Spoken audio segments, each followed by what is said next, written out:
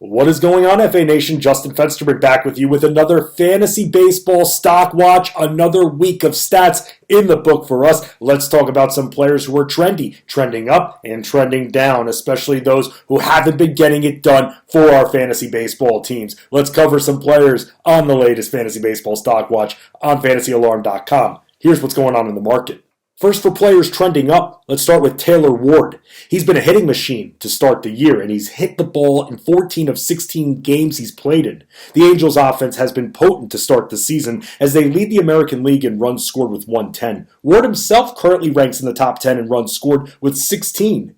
He has the most amount of hits with the least amount of at-bats at 23. He's currently hitting .390 at the plate. He is also second on the Angels in home runs and RBIs. Ward and the Angels are about to battle Boston in a series, and even though Ward has been better at home than on the road, he's been crushing right-handed pitching and has a few righty Red Sox hurlers he'll be squaring off against this week. Up next on the rise, Eric Hosmer. The Padres are another team that have scored a lot of runs in the first month of the season, and Hosmer has been hitting .382. He has 29 hits for the year, tying him with Rafael Devers for fifth most in the majors. He's been hitting in the heart of the Padres' order and has hit the ball and scored runs in 6 of his last 7 contests. Hosmer produced multiple RBIs in 3 games during that span, and even though this recent production came against the Reds and the Pirates, we still saw him hit the Dodgers a few series ago. His next series is against the Guardians, who are at the bottom of the league in ERA as a team. We've seen him hit .300 before, and even though he's coming off of a season in which he posted 65 RBIs and didn't show a lot of power, he certainly has turned heads early. Final riser, Sheldon Neuse. He's definitely making a lot of noise to start the year as he leads the Athletics in hitting .310 at the dish, and he ranks second on the team in RBIs with 13. Neuse also leads the team in stolen bases with 3. The A's have been sellers as the team is looking to rebuild and have sold off key pieces already and will continue to do so, but they still have to throw a team out there to play, and Neuse has seen a lot of success. He's hit the ball in 5 of his last 7 battles and has produced RBIs in 2 of his last 4 outings. He ranks in the top 40 in the majors in runs batted in, and even though he has 21 strikeouts, he has a safe floor when it comes to playing time, and seeing him be a top 2 hitter on the team is very encouraging. Now for some players trending down. Let's start with Tyler Mahle. It's been a tough start for the season for Mahle after not surrendering an earned run and logging a win against the defending World Series champion Atlanta Braves. He struck out 7 in that game, and since that game in early April, Mahle lost 3 games in 4 starts and has yet to pitch 6 full innings in a game. It's not going to help matters being that half of his games are in a very hitter-friendly ballpark. Mahle is coming off of a career year with the Reds in which he won 13 games and struck out 210 batters. Since his first game of the season, the most amount of batters Mahle has struck out in a start is 5. He's walked 11 batters so far, 18th most of any pitcher.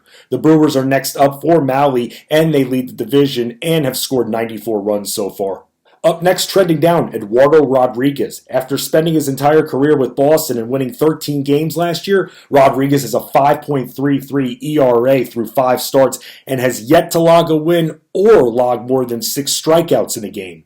He struck out 185 batters in 2021 and had a 4.74 ERA with the Red Sox. He's allowed at least 3 earned runs in every start except for 1, and Rodriguez has had to face competitive teams to start the year, and his next start is slated to be against the Astros. Unfortunately for Rodriguez, the Tigers will provide a lot less run support for him, and if he keeps pitching as he has, if he lets up a few runs, the team more often than not won't be able to help him salvage his start. Detroit has scored the second fewest amount of runs in the majors. Final faller, Salvador Perez. The team that ranks last in the MLB in runs scored is the Royals, and for someone who was drafted as a top 40 draft pick and the most prioritized catcher during fantasy baseball draft season, this start from him is absolutely atrocious. Perez is hitting a miserable 185 and is actually 0 for 12 in his last 12 at-bats. The Royals cleanup hitter has hit 5 long balls in the first month of the year, the most of any catcher, and he's slugged 48 homers and hit in 121 runs last year. But the Royals as a team are hitting .212, the 4th lowest in the MLB, and they have produced the fewest amount of RBIs in the first month of the season. Perez has struck out 25 times thus far, the 2nd most of any catcher. And that's your latest fantasy baseball stock watch, FA Nation. It's still early.